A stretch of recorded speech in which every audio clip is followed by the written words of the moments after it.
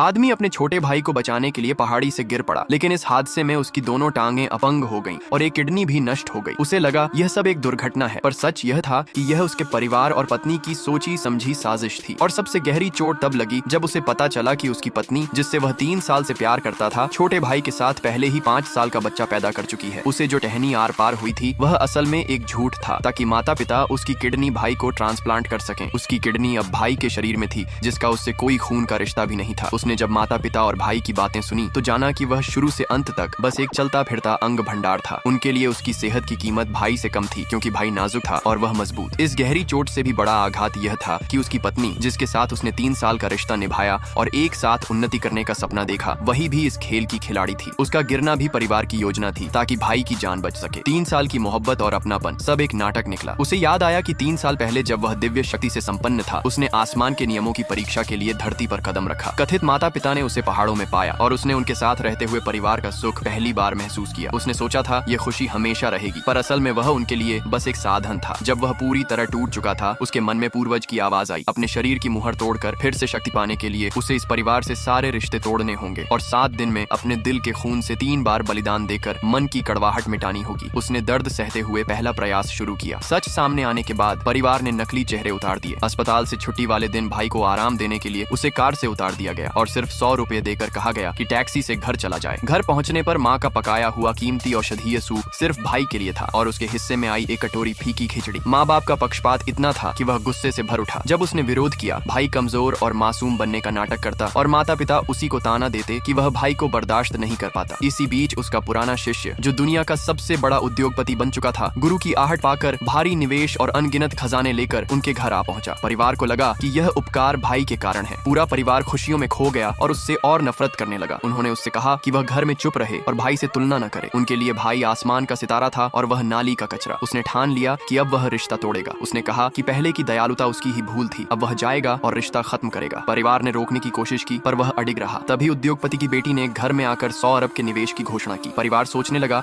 कि अब वे वैश्विक स्तर पर सबसे बड़े बन जाएंगे, पर उसने साफ कहा कि असली उपकार उसी गुरु का है। यह सुनकर परिवार चकित रह गया। असली उपकारी वही था जिसे वे नजरअंदाज कर रहे थे। बेटी ने उसे गुरु मानकर प्रणाम किया और सब शिष्यों को भी वही करने का आदेश दिया। जब वह खड़ा हुआ तो सब हैरान रह गए कि वह कैसे खड़ा हो गया। उसने घोषणा की कि वही उनका गुरु है और सबको उसे प्रणाम करना होगा। परिवार के सपने चूर चूर हो गए। उन्होंने खुद को बचाने के लिए कहा कि अब वे उससे रिश्ता तोड़ चुके हैं, पर बेटी ने उन्हें चुप करा दिया। उसने कहा कि जिसने अपने गुरु को छोड़ा वह जीवन भर पछताएगा। अंत में उसने अपने गुरु को सार्वजनिक रूप से स्वीकार किया और उसकी असली पहचान और शक्ति सबके सामने आ गई।